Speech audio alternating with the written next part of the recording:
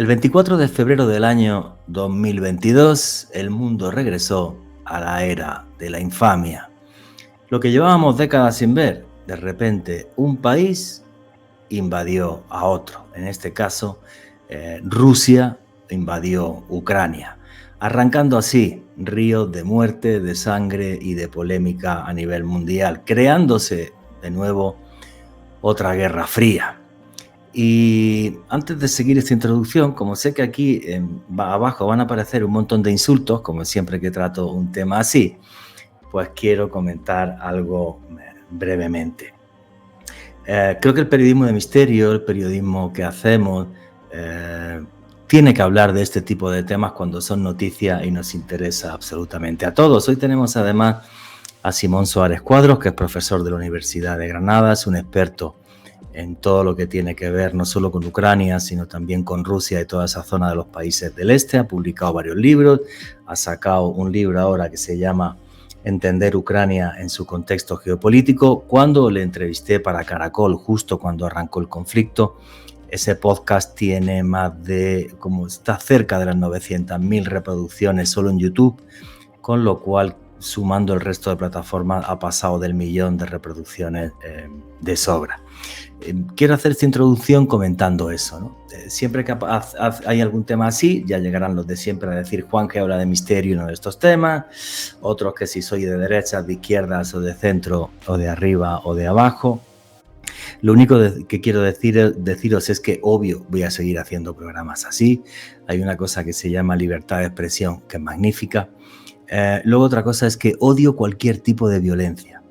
Sí tengo que decir, me cuesta mucho cuando aquí en América Latina se justifica tremendamente el tema de la invasión de Rusia a Ucrania por el odio geopolítico que hay hacia Estados Unidos, porque es cierto que Estados Unidos tuvo el pie sobre América Latina durante muchas décadas. En Estados Unidos se apoyó, por ejemplo, el golpe de Estado de Pinochet en Chile y otras cosas que no ponen precisamente a los Estados Unidos en un buen papel en la historia. Creo que estamos en un momento completamente diferente a nivel histórico y ese odio hacia los Estados Unidos hace que la gente justifique la invasión ucraniana, que para mí no tiene justificación ninguna. En este programa vamos a hablar y tenemos un experto que nos va a contar toda la historia de cómo arranca este conflicto, y los que además queráis, pues luego voy a dejar abajo un enlace en Amazon, donde podéis comprar el libro que ha hecho nuestro invitado Simón Suárez Cuadros, profesor de la Universidad de Granada, que se llama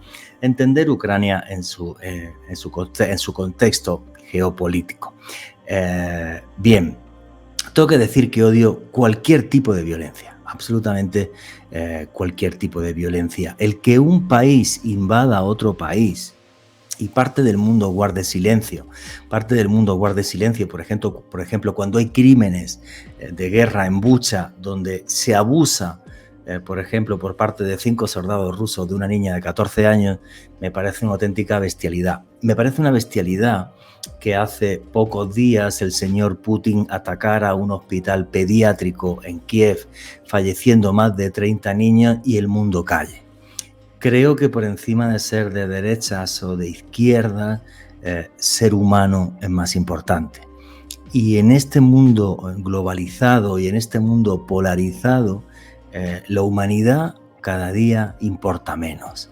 Por eso hago podcast como este, para entender y que entendamos todo de dónde viene el conflicto. Esto no surgió en 2 días porque de repente los ucranianos acosaban a la gente del Donbass, que era prorrusa y tal, historia, y bueno, el cuento de lo de la OTAN, que me parece una soberana estupidez, que también ahora lo comentaremos en detalle. Solo quiero comentaros una cosa. Desde mi punto de vista hay algo mucho peor que el imperialismo yanqui, y es el imperialismo ruso. Si no me creéis, cogeros un avión, como ha hecho un servidor, y te vas a los países del este.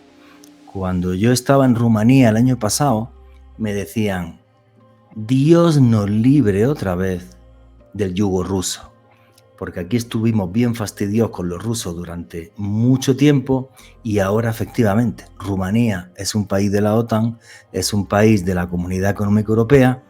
Preguntarle a los rumanos, a los polacos a los lituanos, por ejemplo, cómo se sienten mejor. ¿Estaban mejor cuando estaban controlados por los soviéticos o se sienten mejor ahora en países que sí, que son de la OTAN y que pertenecen a la Comunidad Económica Europea? Y ellos lo dicen, somos miembros de la OTAN para que no vuelva a pasar lo mismo. Entonces mucha gente hablará, las guerras de la OTAN, tacatá, todo el rollo, todo lo que queráis, pero los hechos son los que son. Nadie obligó a los países del este de Europa a ser miembros de la OTAN. Han sido ellos mismos los que se quisieron apuntar a la OTAN. Como después de la invasión de Rusia a Ucrania, Finlandia y Suecia, países que siempre fueron no alineados, dijeron, señores, nos metemos en la OTAN porque no nos fiamos de un dictador que se llama Vladimir Putin. Esa es la realidad. Que usted de izquierda, si apoya a Rusia y la invasión de Rusia, genial es su opinión, a mí me parece una auténtica barbaridad. Y además un señor como Putin que no respeta los derechos de sus ciudadanos, donde se encarcela a la gente simple y sencillamente por ser homosexual, y un señor que no tiene absolutamente ningún respeto hacia la vida. Eso es lo que me parece Vladimir Putin. Y sí, comparo públicamente el Moscú de a día de hoy con el Berlín de los años 40, de principios de los años 40 del siglo pasado. Un país en aquel caso que era Alemania, que podía decidir a quién invadía y a quién no, y qué era parte de Alemania y qué no, y lo que está haciendo Vladimir Putin es exactamente lo mismo. Insultos los pongan ustedes aquí abajo, no hay problema, bloqueo, algunos los dejo y hasta me hace gracia, y ya. Pero esto es una realidad, el no poder hablar de esto sí me parece grave, y los que quieran informarse con un experto como es Simón Suárez Cuadros, pues van a tener tanto esta entrevista como la referencia para poder comprar su libro en Amazon. Y arrancamos ya sin más dilación a Alejandro Bernal, amigo compañero, ¿cómo estás? Muy bien, Juanje, un saludo para ti, también para nuestro invitado de excepción de este podcast, Simón Suárez, y desde luego un abrazo enorme para todos los suscriptores aquí de Oculto Tras la Sombra. Ya sabes que si disfrutas este contenido te invitamos a que le des pulgar arriba y que lo compartas porque eso le ayuda mucho a Juanje. Y en esta oportunidad, Juanje, yo creo que es importante revisitar lo que ha sido este conflicto de Ucrania tras 2 años de haber arrancado esta invasión. Yo creo que no solamente es un tema de actualidad, sino un tema de humanidad. Y va a ser muy interesante poder analizar este conflicto con un auténtico experto. Sí, es que para mí es una cosa muy loca, ¿no? ¿Cómo es condenable, por ejemplo, cuando Israel ha hecho desmanes en la zona de Gaza y han fallecido menores de edad? Eso es algo imperdonable. Pero en cambio la gente se calla cuando sucede lo mismo en Ucrania. Cuando llega Putin, tira un misil, fallecen 30 y pico niños, todos callados. Absolutamente nadie dice nada, en algo que creo que lo que demuestra es que vivimos en un mundo ya enfermo. Tengo que decir que todavía el récord de insultos fue cuando hablé de Donald Trump después de la toma del Capitolio. Eso sigue siendo todavía el récord de insultos con diferencia. Yo creo que pasé los 100, ¿vale? Ya me lo tomo con filosofía. Antes al principio de las redes sociales me alteraba, ya no, ya me lo tomo con una naturalidad que no os podéis imaginar. Pero creo que el periodismo, y una de las bases del periodismo, es informar a la gente para intentar crear una sociedad mejor. Y si no estamos informados, nunca, jamás en la vida esto va a ser así. Entonces, el que sí sabe un montón de Ucrania, que ha estado en Ucrania, ha estado en Rusia, conoce la zona, es Simón Suárez Cuadros, que aquí lo tenéis, amigo mío de hace muchos años, jugamos a rugby juntos. Simón, felicitaciones por tu nuevo libro, por entender Ucrania en su contexto geopolítico. Después de que te entrevistáramos en la mitad de los medios de comunicación del mundo, porque creo que además, claro, tú tienes un conocimiento muy particular porque has vivido en Ucrania y has vivido en Rusia. Entonces, creo que puedes hablar de la zona con, bueno, con una serie de premisas o con un conocimiento que no todo el mundo puede hacerlo. ¿Cómo te ha afectado todo esto de Ucrania? Bueno, me imagino tú tienes amigos allí. O sea, ¿cómo lo ves ya a 2 años pasados y a haber sido foco también de los medios de comunicación? Simón. Bueno, muy buenas tardes aquí en España, buenos días allí en América Latina. Un placer saludaros, Juanje, Alejandro, de nuevo.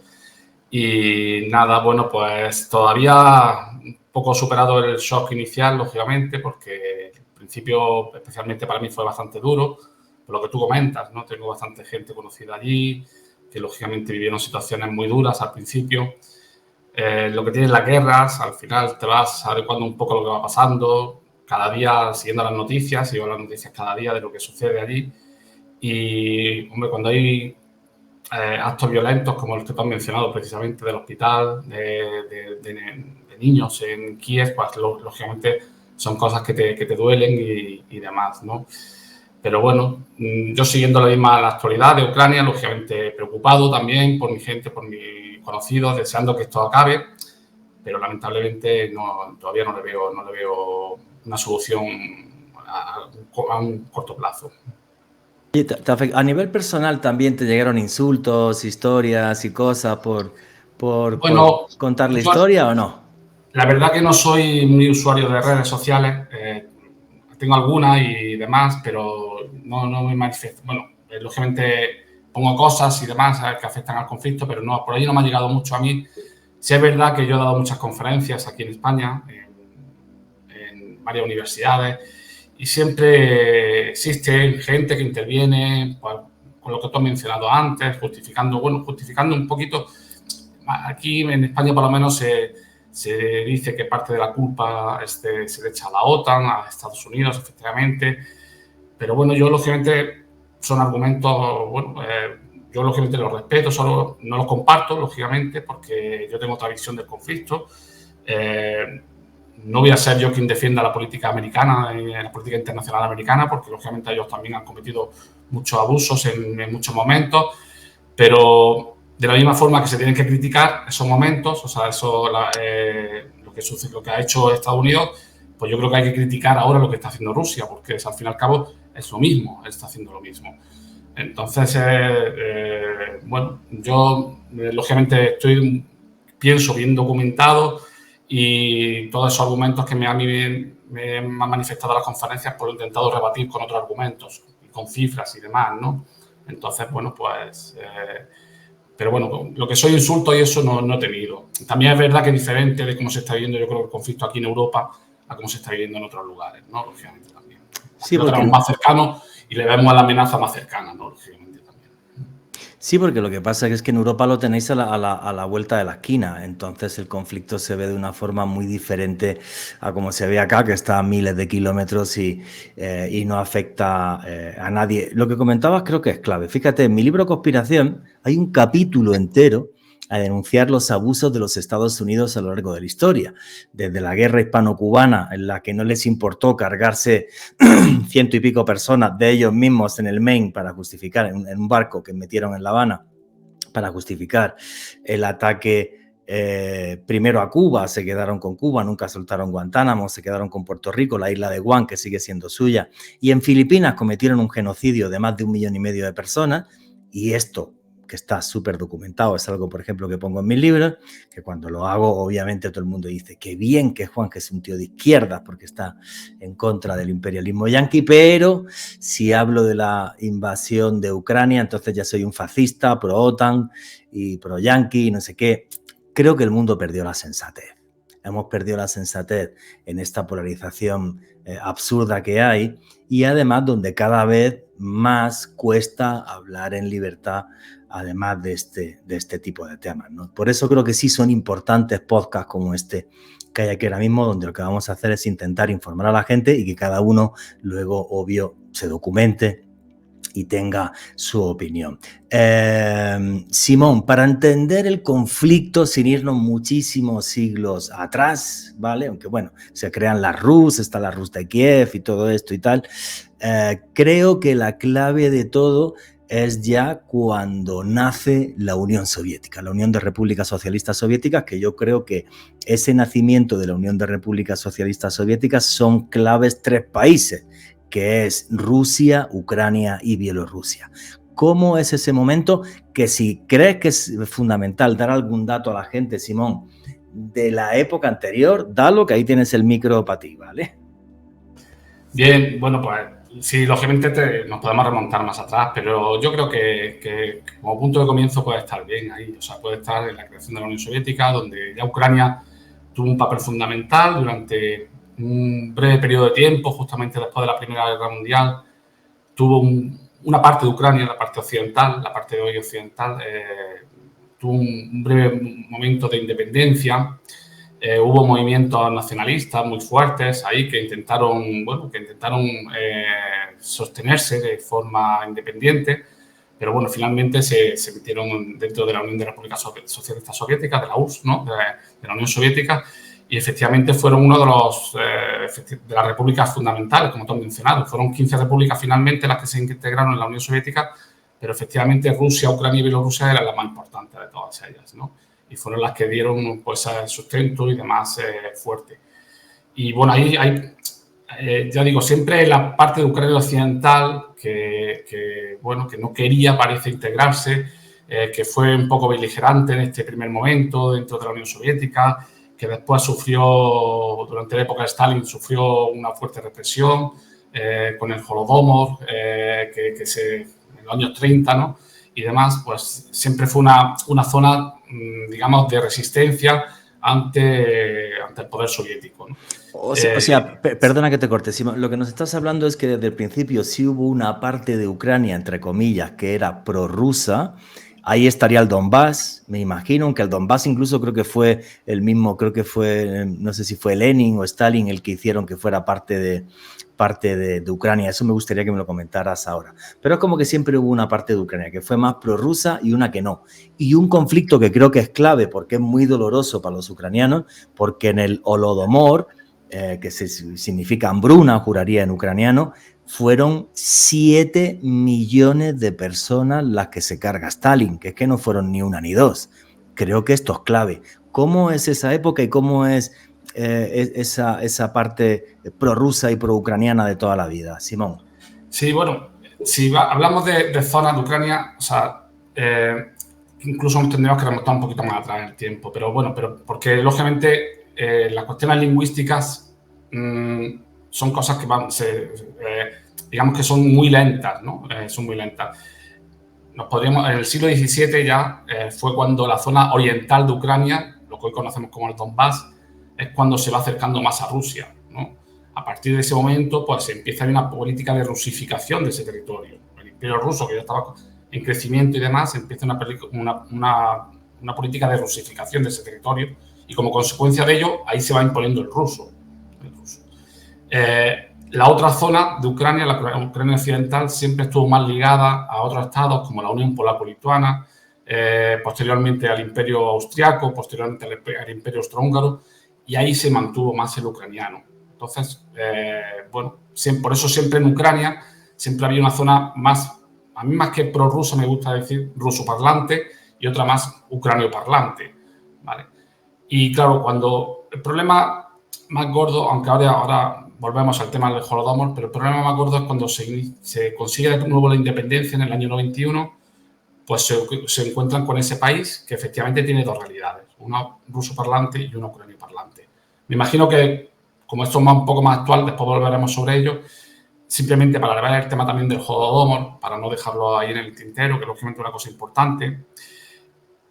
¿Qué es lo que pasa ahí? Pues efectivamente, durante la Primera Guerra Mundial, los ucranianos, sobre todo hay ciertos movimientos políticos nacionalistas ucranianos que intentan conseguir la independencia en ese momento.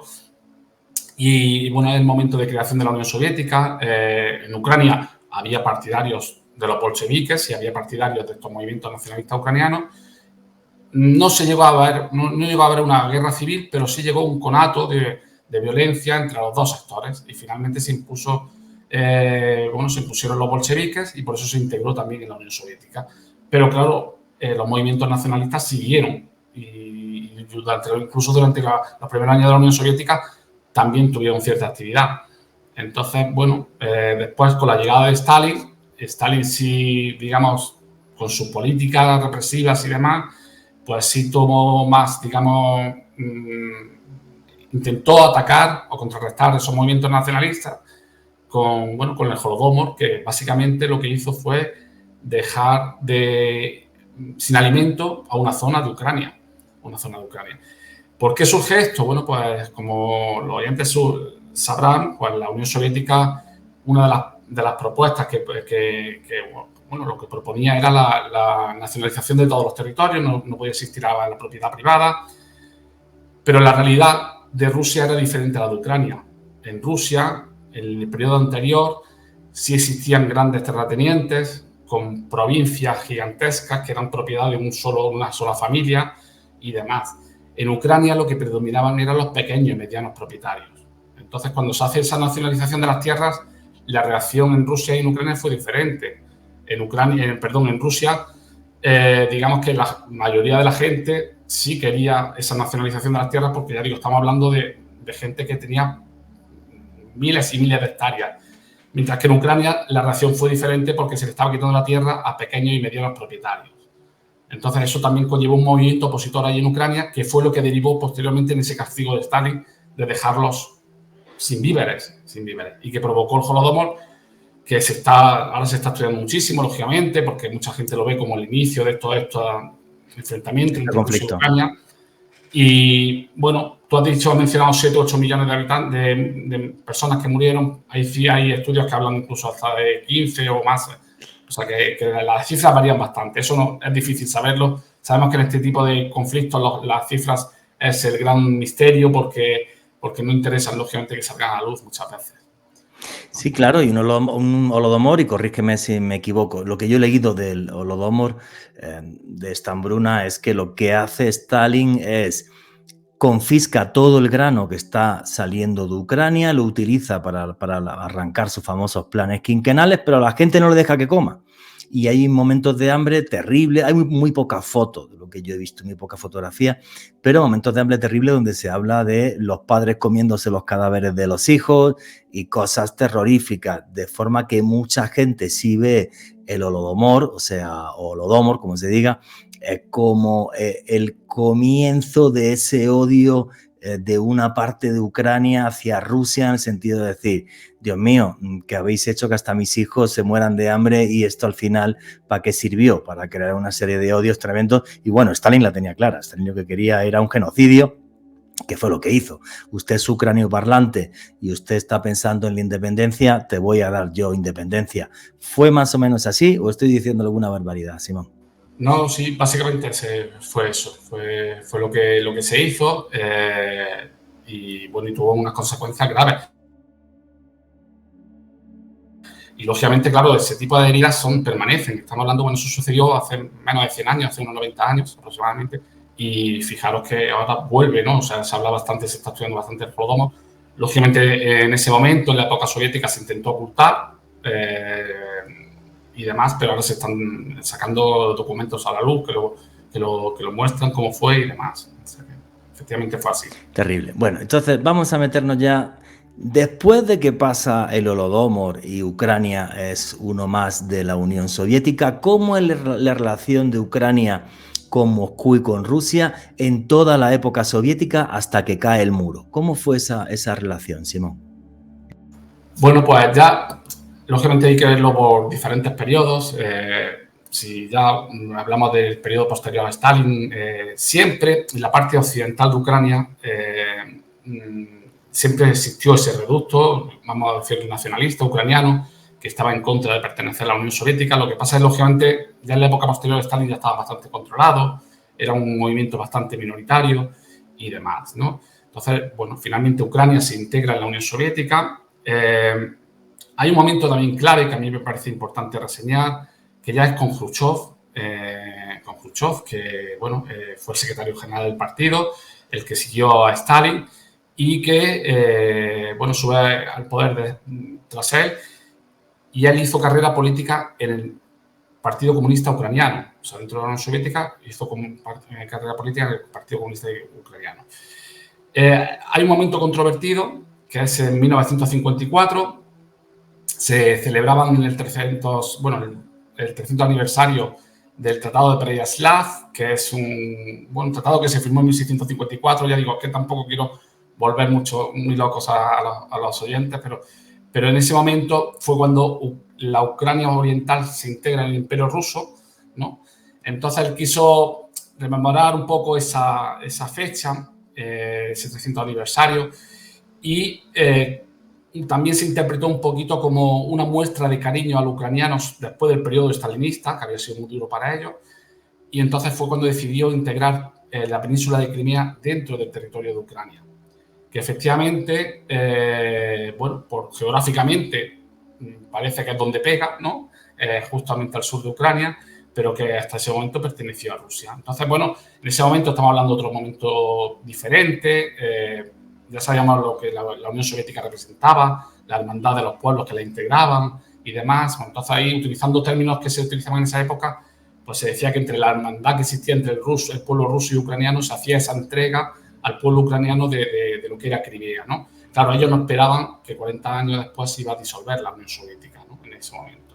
¿Y el Donbass, Simón? No, el Donbass ya pertenecía a Ucrania. O sea, siempre el Donbass, la zona del Donbass, aunque haya sido ruso parlante, siempre ha sido territorio ucraniano. Ahí vivían los cosacos ucranianos desde siglos atrás. Era un territorio, yo como les digo a mis estudiantes, claro, nosotros empezamos a estudiar la historia, eso fue un territorio durante muchos siglos. Estoy yendo muy atrás, desde el siglo IX hasta el siglo XV. Fue un territorio prácticamente que no estuvo controlado por nadie. Era un territorio comanche porque es una estepa totalmente abierta, no hay montañas, no hay obstáculos geográficos ninguno, y por lo tanto servía de paso de mucha gente, de muchos pueblos que venían de las estepas de Siberia e intentar llegar a Europa. O sea que era un territorio totalmente incontrolado. Y ahí vivieron los cosacos ucranianos. Los cosacos ucranianos se acostumbraron a ser, esas personas que intentaban controlar ese territorio que era incontrolable, por otro lado. Pero digamos que eso era, yo entiendo que no se llamaba entonces Ucrania como tal, pero era territorio ucraniano. Ok, entonces, sigamos con la historia para que la gente pueda llegar a entender esto. Tenemos, bueno, pues todas esas desavenencias entre Ucrania y Rusia, una parte occidental de Ucrania en la que la gente habla más ucraniano y se siente más alejada de Rusia, otra parte que no, que es ruso parlante, que se siente más cercana a Rusia. Lo de la península de Crimea que has contado me parece que es fundamental, porque es Khrushchev, Nikita Khrushchev, el que dice, venga, a partir de ahora esto es parte de Ucrania, pero siempre fue un territorio, digamos, como muy, muy ruso. Y llega la disolución de la Unión de Repúblicas Socialistas Soviéticas. ¿Cómo es ese momento de la disolución? Porque cuando yo tengo aquí alguna discusión con algún amigo sobre el tema, digo, a ver, es que cuando se disuelve la Unión Soviética, que yo creo que la disolución también, las tres repúblicas fundamentales, otra vez, son Bielorrusia, Ucrania y Rusia, los ucranianos que tenían armas nucleares soviéticas, porque eran parte de la Unión Soviética, le dicen a los rusos, toma, te doy las armas nucleares, pero firmamos un tratado, un acuerdo, en el que tú jamás me puedes atacar. Acuerdo que ha quedado en papel mojado. ¿Cómo es ese momento de la disolución de la Unión de Repúblicas Socialistas Soviéticas y cómo afecta a la zona geopolíticamente? Bien, pues mira, precisamente eso aparece yo creo bastante bien explicado en el libro que has mencionado anteriormente, ¿no? Mira, es el momento clave para mí. Los años 90 es el momento clave para entender este conflicto finalmente y demás. En el año 91, en agosto del año 91, se produce un golpe de Estado en la Unión de Repúblicas Socialistas Soviéticas todavía, a Mikhail Gorbachev, mientras él estaba de vacaciones. Hubo un sector, el sector duro del KGB, que le dio un golpe de Estado que no fructificó, pero sí fue, digamos, un poco el inicio del fin de la Unión Soviética, ¿no? La Unión Soviética en esos meses, de agosto a diciembre, se va a diluir completamente. Durante esos meses, ese otoño que estamos hablando, desde agosto a diciembre, pues ahora hemos sabido, o se sabe, que precisamente Ucrania, Bielorrusia y Rusia, las tres principales repúblicas socialistas soviéticas de la Unión Soviética, mantenían conversaciones en privado en Beloveya, una zona, un paraje natural que está en Bielorrusia, muy cerquita de la frontera con Polonia y con Ucrania, o sea, prácticamente ya era la frontera de salida de la Unión Soviética. Allí mantuvieron conversaciones, digamos, en secreto, y esas tres repúblicas repito, Rusia, Ucrania y Bielorrusia firmaron lo que se conoce como el Tratado de Bielorrusia, que salió a la luz el 8 de diciembre de 1991. Es un tratado que se puede encontrar por internet, son prácticamente 2 páginas, y que acuerdan la disolución de la Unión Soviética. O sea, ellos mismos son los que acuerdan la disolución de la Unión Soviética y que a partir de ahora esas 3 repúblicas van a comenzar una vida independiente. Una vida independiente. Y Rusia, ahí representada por Boris Yeltsin, que después sería el presidente de la Federación Rusa, firmó ese acuerdo y demás. Y ese acuerdo se lo dieron a conocer a Mikhail Gorbachev, que lógicamente él no lo acepta porque él era el presidente de la Unión Soviética, no lo acepta, pero de alguna forma lo que le están haciendo ahí es quitándole la silla del poder, porque ya le están digamos, quitando un país que supuestamente era el que él dominaba y ya no está. Entonces, efectivamente, el 24 de diciembre, o sea, 2 semanas más tarde, Mikhail Gorbachev tiene que dimitir, pero tiene que dimitir porque después el resto de repúblicas socialistas soviéticas también firmaron otro acuerdo para diluir completamente la Unión Soviética. O sea que se quedó sin nada que gobernar. Y las 15 repúblicas comenzaron su vida independiente. Y después está el tema del armamento, que es también muy importante, importantísimo. Para mí es clave también para entender todo esto. Efectivamente, después de esa disolución, desintegración de la Unión Soviética, Ucrania quedó como la segunda potencia nuclear, la tercera potencia nuclear del planeta. Ya había armamento nuclear, lógicamente, durante la Unión Soviética, que quedó allí, y entonces estaba Estados Unidos y Rusia con 5 o 6 mil cabezas nucleares, pero es que Ucrania tenía casi 3.000, cuando después las siguientes potencias nucleares, pues podía ser el Reino Unido y Francia, que no sé si tienen 400 cabezas nucleares o algo así. Muy poco. O sea que Ucrania podía hacer mucho daño, y podía hacer mucho daño incluso a Rusia. Y entonces lógicamente se iniciaron conversaciones de paz. Era otro momento, en ese momento, en los años 90, todo el mundo estaba un poco por intentar desmilitarizar el mundo y demás. Y entonces, en ese contexto, Ucrania dijo que, que ellos no estaban en contra, que estaban dispuestos a deshacerse de esas cabezas nucleares, que eran una amenaza para Rusia también. Entonces, que estaban dispuestos, pero que a cambio se le tenía que asegurar sus fronteras. Y eso quedó plasmado en el Tratado de Budapest, que se firmó en el año 94. El Tratado de Budapest lo que se refleja es eso, que Ucrania se iba a deshacer de todas las cabezas nucleares, pero que a cambio quería seguridad sobre sus fronteras, que Rusia iba a reconocer sus fronteras. Y así fue. Pero ahí yo creo que la clave es la siguiente, Simón, y corrígeme si me equivoco. A ver, porque tú tienes más o menos mi misma edad, jugamos a rugby juntos, como he dicho antes, y nosotros cuando nacimos el mundo estaba dividido en 2. Y entonces yo me acuerdo cuando ponía uno en la tele y decía, no, pues ahora los gringos han inventado la bomba de neutrones, que es una bomba que la tiran y entonces eso se lo destruye una pequeña zona, pero se carga a la gente y te deja todo perfecto y no sé qué. Y era siempre una arma y contraarma, arma y contraarma. Y entonces los gringos crean un sistema antimisiles tremendo y los rusos dicen, sí, pues espérate, creo los SS-20, que son 4 cabezas nucleares que se separan en el aire, van a 4 sitios distintos y me da igual tu sistema. Y era siempre así. Y de repente sucede lo que nadie podía pensar. Un día en Berlín ves a la gente con el martillo rompiendo el muro de Berlín, que ahí hay un personaje clave muy importante, que era Vladimir Putin, que era el coronel del KGB en la República Democrática Alemana. Está allí la gente rompiendo el muro. Todo el mundo nos quedamos así como de, Dios mío, el comunismo se fue al carajo y esto ahora parece que es otra cosa. Y luego, en los 90, llegan 2 personajes que para mí me parecen cruciales, que son Bill Clinton y Boris Yeltsin. Cuando el mundo lo llevaban un borracho y un promiscuo, porque el Bill Clinton se hacía sus cositas allí con Mónica Lewinsky, el mundo estaba genial. Un borracho y un tipo que los fines de semana tiene una vida disoluta y el mundo era una maravilla.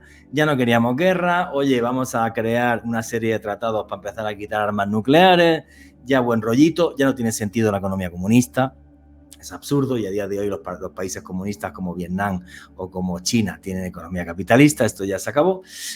Y de repente teníamos un mundo de ensueño Y así lo veía yo cuando era un crío y estaba viendo todo esto y tal, ¿no? Y veías a Boris Yeltsin y a Bill Clinton que se morían de la risa y pasaba la secretaria y Boris Yeltsin le miraba así la colita, todo contento y aquello era una maravilla, ¿vale? Y de repente el señor Yeltsin, que ya estaba muy viejo y muy borrachete y muy cascao, se va al carajo, llega Putin y nos vamos al carajo otra vez. ¿Cómo analizas ese periodo de la historia tú, Simón?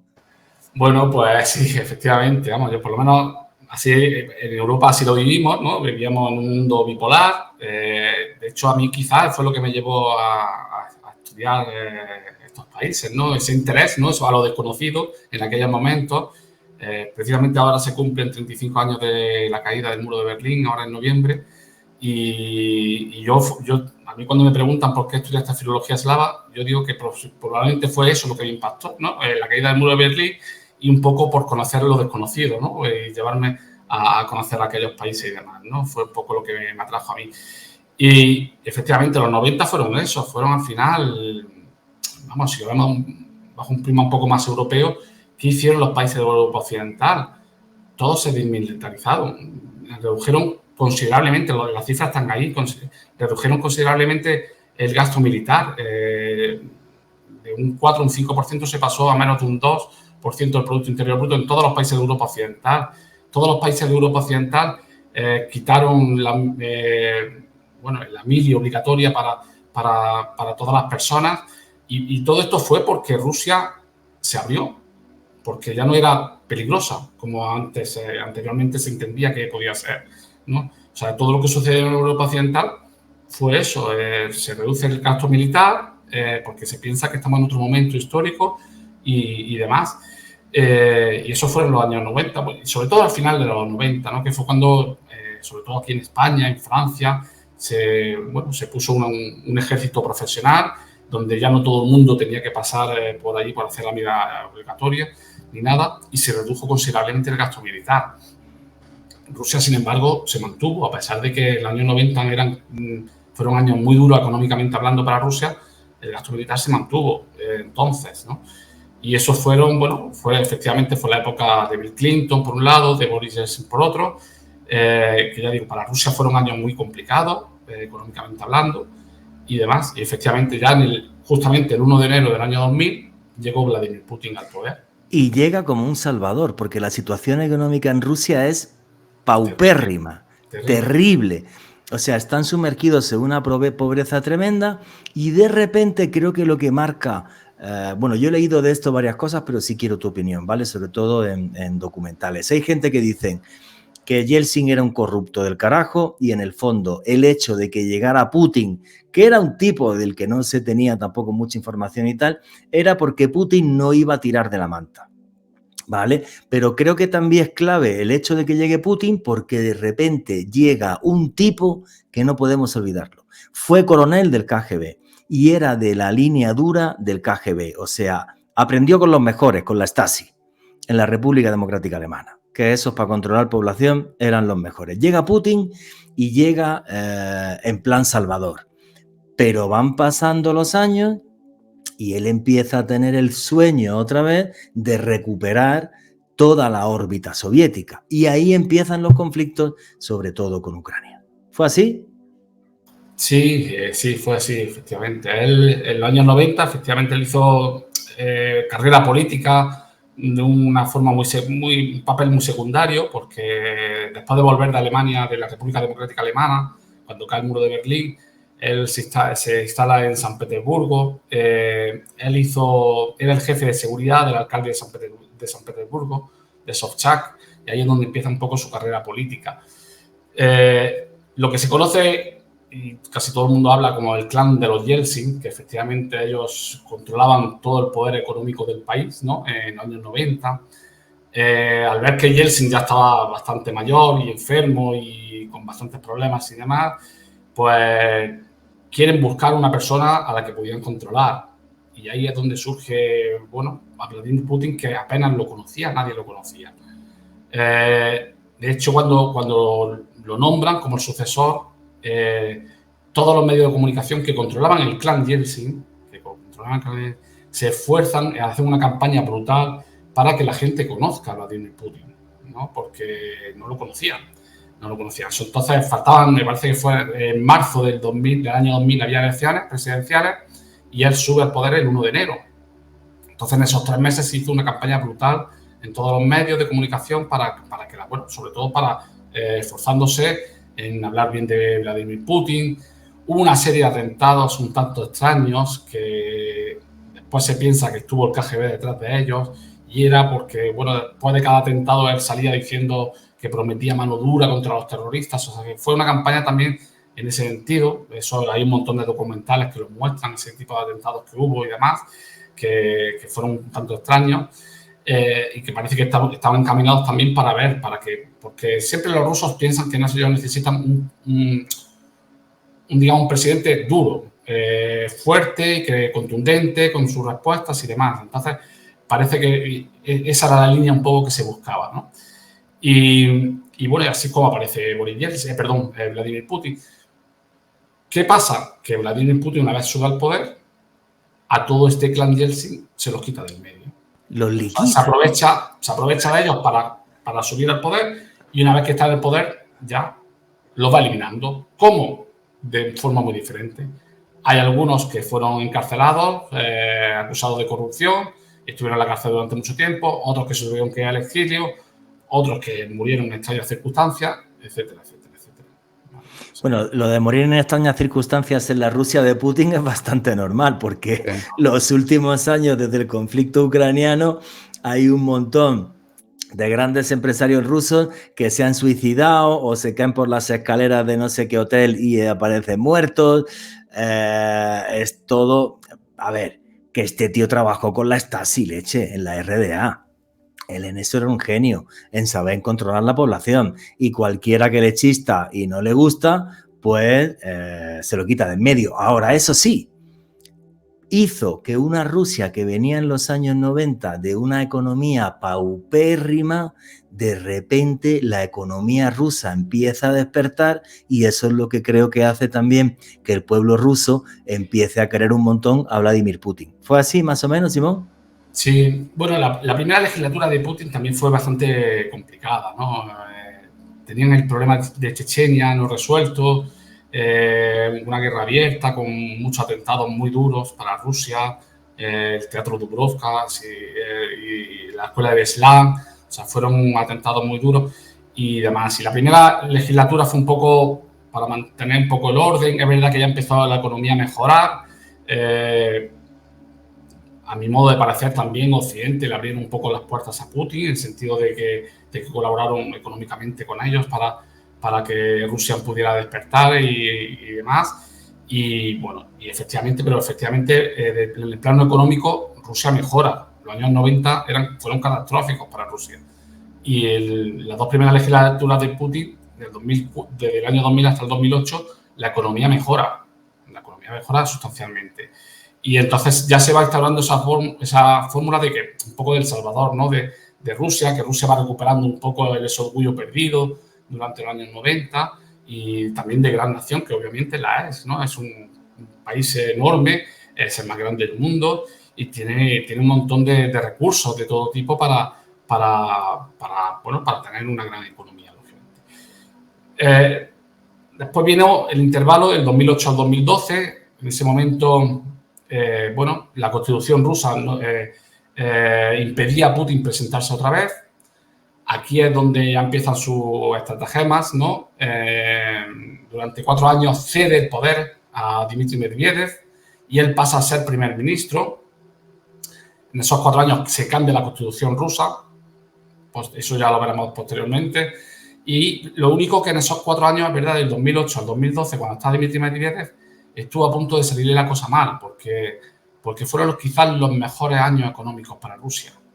Eran los años donde el petróleo estaba con un precio muy alto y todo eso, lógicamente, repercutía de forma positiva para Rusia, que es un gran exportador de petróleo y demás. Y hubo un momento que Dmitry Medvedev pensó en disputarle el poder a Putin, porque él ganó mucha popularidad, vivió los 4 años mejores económicamente de Rusia, por lo menos en los últimos años.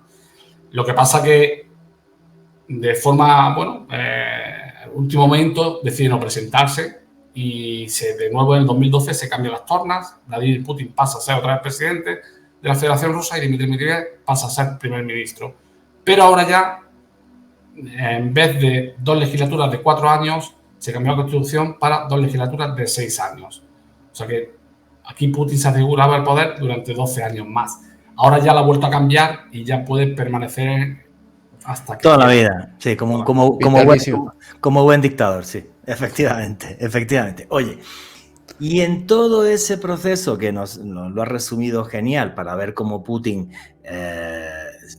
sube al poder, se perpetúa en el poder, aprovechando el poder que le da ser exmiembro del KGB y además con muchos miembros del KGB también en posiciones políticas clave de Rusia.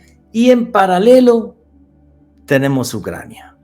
Una Ucrania que de repente, y estas son las imágenes que yo recuerdo que son impactantes, le diré a Alejandro Bernal que ponga aquí una imagen, por ejemplo, juraría que era Yushchenko, fue al presidente ucraniano que envenenó Putin. O sea, cualquier persona ya dentro de Ucrania que decía que, oye, ¿por qué no nos acercamos a la Comunidad Económica Europea? Fíjate lo que está pasando con los países del este que se han metido en la OTAN y se han metido en la Comunidad Económica Europea y mira cómo va su economía. Y entonces, dentro de Ucrania, hay personajes que dicen, oye, ¿y por qué no hacemos como los polacos, como los lituanos, los estones, y nos metemos en la Unión Europea, nos metemos en la OTAN, pasamos al bloque occidental, porque es que la economía no tiene nada que ver con la nuestra? Y hay un personaje ahí que es Yushchenko, que habla también claramente de esto. Un día aparece envenenado, la cara se le deforma y empiezan a crearse unos odios entre Rusia y Ucrania bastante importantes. ¿Cómo es ese periodo que nos has descrito de Putin, pero ahora en la otra parte, en Ucrania, Simón?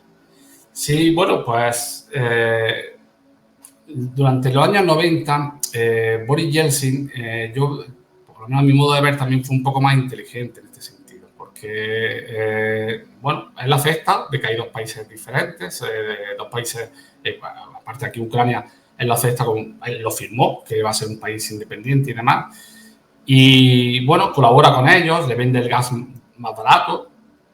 Hemos visto, este conflicto hemos visto también lo importante que son el gas, el petróleo y todo lo demás, ¿no? Pues le vendía el gas más barato a Ucrania que al resto del mundo, con lo cual también se aseguraba un poco ese apoyo internacional que necesitaba Rusia para ciertas cosas, el apoyo de Ucrania y demás.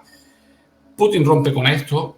Putin, pues quizá ahora analizando un poco 2 décadas después todo esto, quizá aquí ya empezó su estrategia con respecto a Ucrania.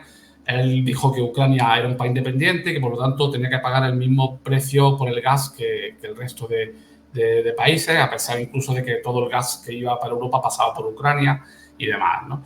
Entonces, digamos que aquí se empieza un poco a romper esa relación que, Boris Yeltsin más o menos había sabido llevar. No voy a defender yo a que Boris Yeltsin tampoco, no me refiero, que también tenía lo suyo, pero que en este sentido yo creo que fue un poco más inteligente en ese sentido. Él decide romper y, y efectivamente después en Ucrania, si nos movemos un poco de territorio hacia Ucrania, todas las elecciones presidenciales que hubo en Ucrania fueron un dolor de cabeza porque siempre en la segunda vuelta quedaban 2 candidatos. Uno de la zona ucranio-parlante y otro de la zona ruso-parlante. Y, casi todo el mundo se distingue entre las políticas de derecha e izquierdas. Aquí no había política de derecha e izquierda. Aquí eran más bien 2 zonas regionales en las que luchaban por el poder y ambos con sus apoyos económicos y demás y todo lo demás. Entonces, aparte siempre las elecciones se resolvían por un porcentaje muy pequeño de votos. Eso pasó absolutamente con todas. Ya con Víctor Yushchenko, efectivamente, yo que iba continuamente ya en esos años a Ucrania, yo ya sí veía que estaba habiendo un cambio sustancial en Ucrania, que cada vez, ese sentimiento antirruso, por decirlo de alguna forma, iba creciendo, de que la gente quería acercarse más a Europa, los motivos tú ya los has dado, Juanje, veían que ya Polonia, Rumanía, todos los estados bálticos habían progresado económicamente, que no tenían nada que ver con lo suyo. que muchos de ellos tenían familiares y que necesitaban un visado para ir a verlos, con lo cual también eso era un factor, determinante, porque que tú tengas la necesidad de un visado para ir a ver a tus familiares era algo que allí chocaba bastante. Entonces, digamos que había un sector de la población ucraniana que cada vez crecía más y que cada vez se sentía más o tiraba más o miraba más hacia Europa. Lo de Víktor Yushchenko, efectivamente, aparte de ese envenenamiento que sufrió, esas elecciones fueron bastante traumáticas porque se demostró y se pudo ver que hubo un fraude electoral del que se aprovechó Viktor Yanukovych, que era el candidato más cercano al Kremlin. Finalmente con las protestas, con lo que se llamó la Revolución Naranja, se consigue la repetición de las elecciones y finalmente Víktor Yushchenko sube al poder. Se lo pusieron muy difícil. Dentro de la coalición que resultó ganadora, después hubo gente que se salió de ella, con lo cual Yushchenko lo tuvo muy complicado. Gobernar. Finalmente incluso tuvo que tirar de Viktor Yanukovych, que había sido su rival político, tuvo que tirar de él para poder gobernar. Fueron unos años bastante duros para Ucrania en ese sentido. Posteriormente hubo otras elecciones ya con Poroshenko, Yanukovych, o sea que aquí se iban cambiando de un lado y de otro, y lógicamente cada vez que llegaba un candidato más de la zona occidental se hacía una política más mirando hacia Europa, y cada vez que llegaba un candidato de la zona oriental se miraba un poco más para Rusia. Pero otra cosa que creo que hay que señalar es que todos los gobiernos de un lado y de otro en Ucrania tuvieron un problema, y fue la corrupción. Ucrania en este momento estaba gobernado por sectores económicos muy importantes y que lógicamente miraban por sus intereses más que por los intereses de la gente. Y entonces hubo una corrupción muy alta que hizo bastante daño también. Y la gente fue de lo que se hartó, no solamente de esta lucha, de esta rivalidad, sino de la corrupción de la clase política que hubo en Ucrania. Y luego creo que llegamos a un momento clave para entender el conflicto, Simón, y corrígeme si me equivoco, que es el Euromaidán, la revolución del Euromaidán. Les recomiendo a la gente que vea un documental que se llama Winter of Fire, si quiere entender el conflicto ucraniano, porque en el año 2014, si mal no recuerdo, fue en el año 2014, parte de la población ucraniana quiere integrarse en la Comunidad Económica Europea y quiere mirar a Europa, y el presidente, que creo que era Yanukovych, y el presidente no, que mirar para Rusia. Y cuando todo el mundo quería mirar para la Comunidad Económica Europea, quería mirar para Rusia, sale en unos movimientos represivos tremendos a la calle, la gente sale a la calle, hay una jornada oscura y negra en la que unos francotiradores, que no está claro si venían por parte del Kremlin, además, ni siquiera por parte de Yanukovych, matan más de 50 personas, y la gente ya sale a la calle hasta que termina con el gobierno de Yanukovych. El tipo tiene que irse a Rusia, y es lo que Vladimir Putin siempre dice, que eso fue un golpe de Estado y que a partir de ahí Ucrania ya es una nación corrupta y otra cosa. Y ahí creo que se empieza a preparar la invasión. Bueno, lo primero que sucede es que la península de Crimea se separa de Ucrania sin pegar un tiro, las cosas como son. Los rusos aseguran una salida por la península de Crimea también hacia un mar cálido que es el Mar Negro. Pero a partir de ahí, para mí, con el Euromaidán es el comienzo de lo que luego fue la invasión ucraniana. ¿Cómo ves y cómo analizas tú el Euromaidán? Sí, bueno, pues efectivamente eso, como sucede, o sea, el noviembre de 2013, Viktor Yanukovych gana las elecciones y prometiendo que iba a iniciar conversaciones para firmar acuerdos con la Unión Europea. Y de hecho, efectivamente se dieron conversaciones, se estaba a punto de firmar un acuerdo comercial que mucha gente interpretó como el comienzo de una posible adhesión al futuro de Ucrania hacia la Unión Europea, pero sorprendentemente en noviembre del 2013, justo cuando se iba a firmar, se estaba todo preparado para que ese acuerdo se firmara, Viktor Yanukovych decide que de forma unilateral que no se va a firmar, y sorprendentemente dice, hay declaraciones por ahí que se pueden ver y demás, y dice, es que Rusia me ha ofrecido más, como diciendo, si quiere la Unión Europea ofrecerme más, pues yo estoy... O sea, que lo planteó como una forma de negocio y demás, ¿no? Entonces, bueno, ahí, el momento que él anuncia que no iba a firmar ese acuerdo comercial con la Unión Europea, se traslada a la calle. La gente ya estaba harta, lo que he comentado antes, la gente estaba harta de sus políticos corruptos y la gente estaba harta porque ellos sí querían una adhesión a la Unión Europea. Entonces salieron de forma espontánea. Primero fueron los universitarios. La calle Khreshchatyk y el Maidán están muy cerca de la principal universidad de Ucrania, donde yo estudié y demás, y fueron los primeros que salieron a la calle a protestar contra esa protesta, contra esa decisión del gobierno de Yanukovych. Y posteriormente le siguió, pues, bueno, todos lo vimos, ¿no? Fueron manifestaciones masivas y que, bueno, se asentaron allí en la zona del Maidán durante varios meses. Después tuvieron los episodios violentos que todos conocemos, ¿no? Efectivamente, el documental que tú has mencionado lo explica bastante todo muy bien, cronológicamente de cómo se transcurrió todos esos hechos, y acabaron en marzo del 2014, cuando efectivamente se produjo un ataque por parte de soldados, que mucha gente dice que fueron de Wagner. Ahora ya hemos visto posteriormente lo que ha sido Wagner, ¿no? Y otros dicen que fueron soldados contratados por el Kremlin. Bueno, hubo una gran matanza y el caso que eso fue lo que acabó con el gobierno de Viktor Yanukovych. Hay un par de meses donde Ucrania queda un poco prácticamente sin gobierno, y fue lo que aprovechó Vladimir Putin para hacerse con Crimea, efectivamente sin ningún tiro, porque, bueno, Ucrania estaba en un periodo casi de guerra civil, estaban más preocupados por lo que estaba sucediendo dentro. Hay sectores que no querían esa adhesión o esa posible adhesión a la Unión Europea, y entonces hubo un periodo ahí de guerra civil donde se estaba buscando un gobierno provisional que pudiera llevar a Ucrania hacia unas nuevas elecciones, y eso fue el momento que aprovechó Vladimir Putin, con soldados sin bandera, porque no llevaban bandera de ningún país. Aparte, él negaba que eran rusos en un principio. Angela Merkel, que tenía una relación más o menos fluida con él, cuentan que el primer encuentro, pues le llamaba Valodia, ¿no? Le llamaba Vladimir, como Vladimir es un apelativo cariñoso, ¿no? de Vladimir. Le decía Valodia, si sabemos que son tuyos, que son tus soldados, y él lo negaba. Obvio. Y él lo negaba, ¿no? Al principio.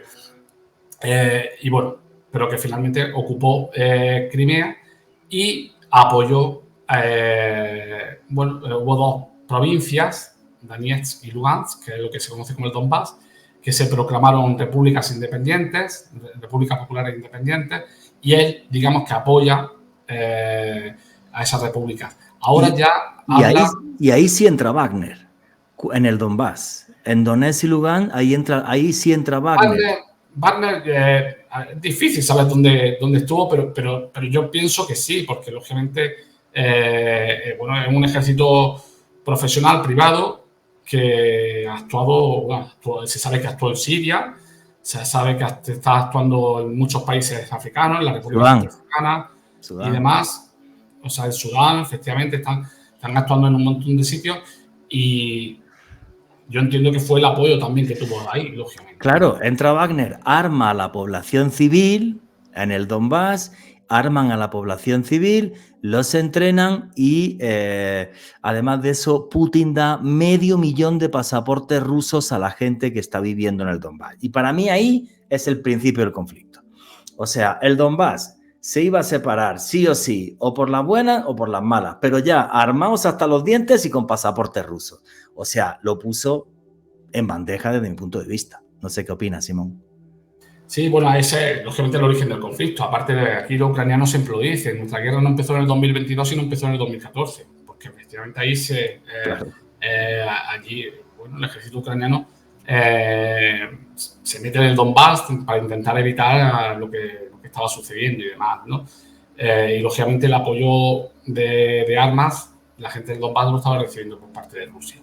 Entonces ahí se inicia realmente el conflicto.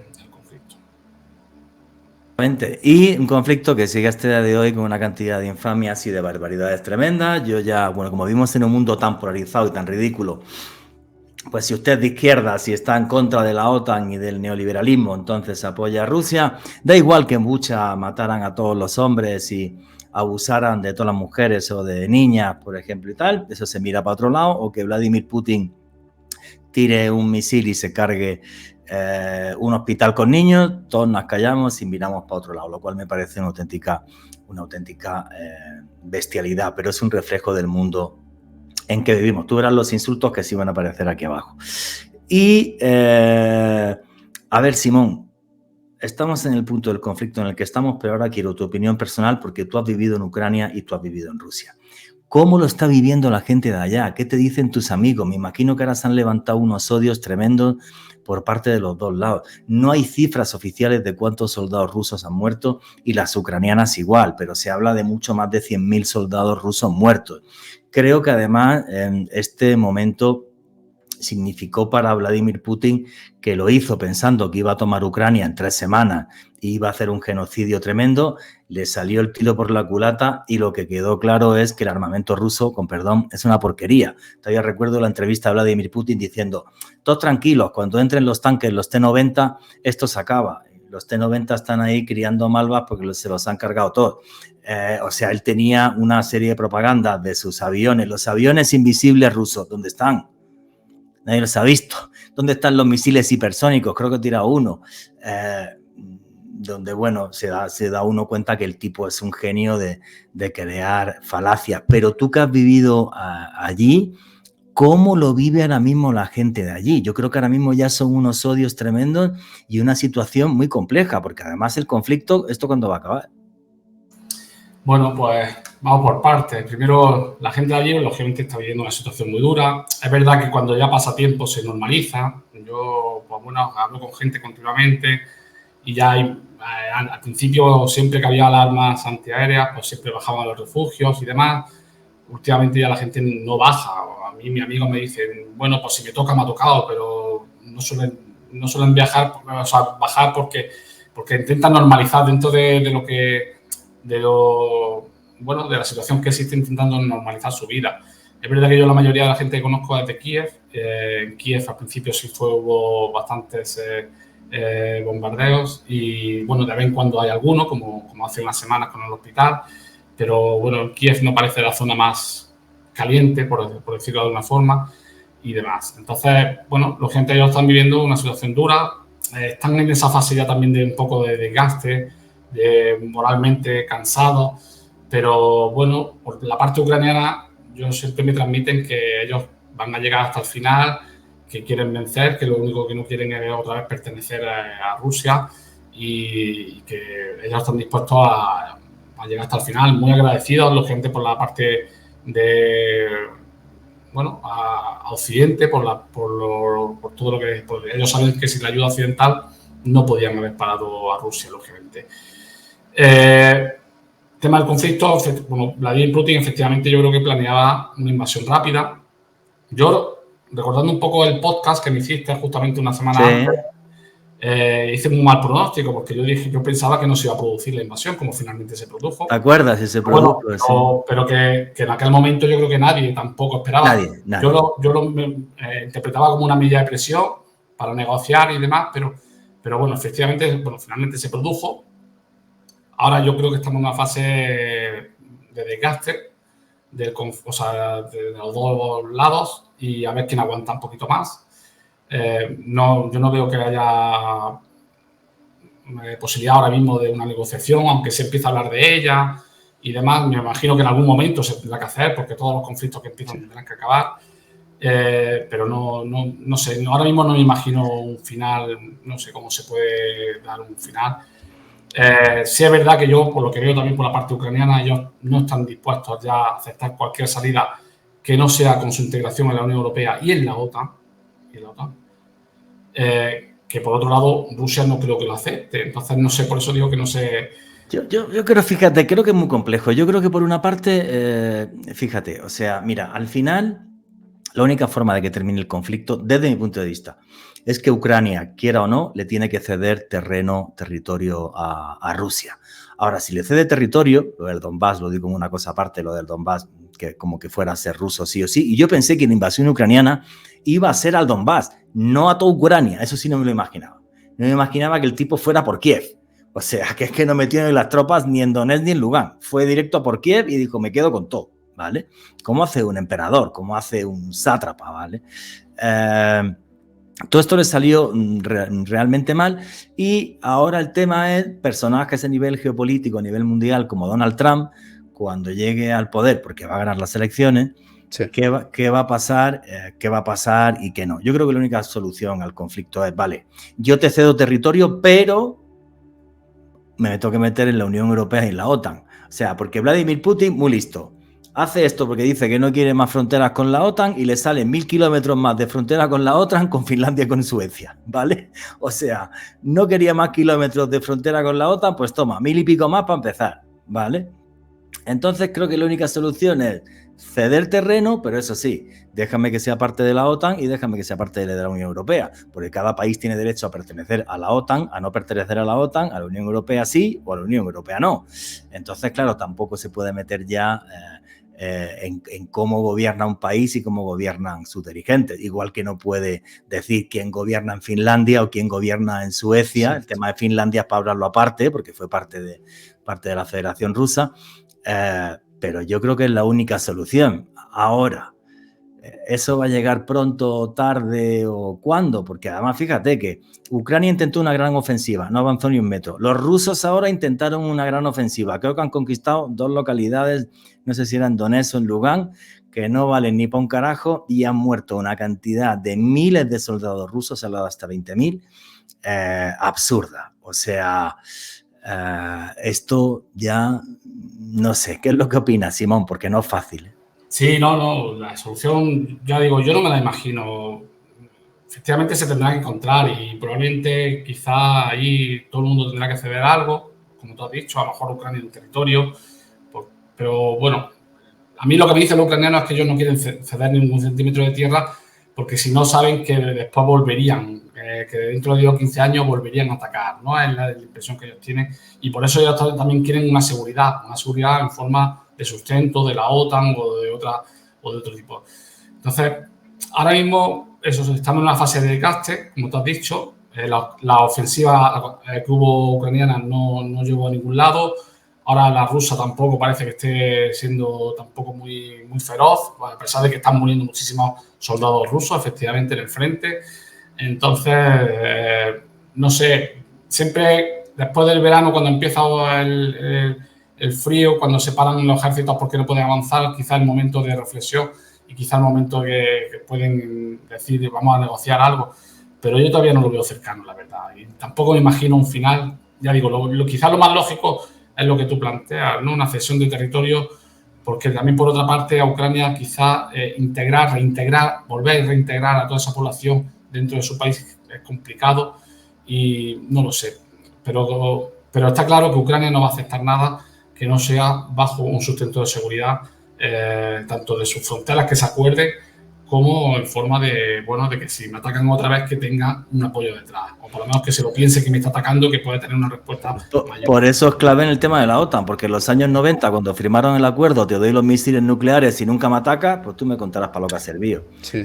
No te puedes fiar de Putin. Efectivamente, por eso es, y lo que tú has comentado, Suecia y Finlandia, países que durante la Guerra Fría no dieron el paso de meterse en la OTAN. Y sin embargo, ahora se han metido. Algo habrán visto, ¿no? Para meterse porque de pronto, porque en la Guerra Fría, que supuestamente es un periodo, como hemos dicho antes, donde había un mundo bipolar, donde en cualquier momento podía saltar un conflicto en cualquier punto del planeta, Suecia y Finlandia prefirieron mantenerse un poco como neutrales. Y sin embargo, ahora, a la más mínima, cuando se produjo la invasión, estaban pidiendo la adhesión rápida a la OTAN. Sí, obvio. Cuando ves las barbas de tu vecino cortar, pon las tuyas a remojar, ¿sabes? Claro. Entonces, claro, tú ves que a tu vecino lo que está pasando... yo que sigo viajando a Ucrania, lamentablemente no he podido ir todavía en este periodo, pero que sigo viajando a Polonia o a los países bálticos, allí la sensación, ellos tienen la sensación de que el conflicto va a llegar a sus fronteras. O sea, que ellos están convencidos de que Rusia no se va a parar y que va a llegar a sus fronteras. Ya pasó con Hitler. Pero no solo eso, Alemania, que es un país que después de la Segunda Guerra Mundial se tomó todo con mucha calma y tal, cuando salió el canciller hace unos meses y dijo, nos gastamos 100.000 millones de euros en gasto de armamento, eso no lo habíamos visto nunca. O sea, ya no es solamente Polonia, Lituania, tal, que son países, claro, que son países de la OTAN, que cuidadito, atacar a la OTAN es empezar una tercera guerra mundial. Que las dos primeras empezaron en Europa y la tercera, tener claro que si hay, va a empezar en Europa. Eso no tengáis ninguna duda. ¿Vale? Pero el tema es ese. Yo creo que incluso a Vladimir Putin, y por eso fíjate que lo dijo el otro día, no, mañana me dan las 4 provincias ucranianas que he tomado, las 2 del Donbass y las otras 2 que no me acuerdo el nombre, me dais estas 4 provincias y firmo la paz mañana. Eso sí, una paz en la que no puede ser ni miembro de la Comunidad Europea ni miembro de la OTAN. No, tampoco va por ahí los tiros. No, la gente no es idiota. Juanje, una pregunta para Simón, porque me parece muy interesante algo que planteaste en este diálogo. Simón, ¿tú qué piensas de esa promesa de campaña presidencial que hizo Donald Trump de terminar el conflicto entre Ucrania y Rusia en un solo diálogo? ¿Es viable?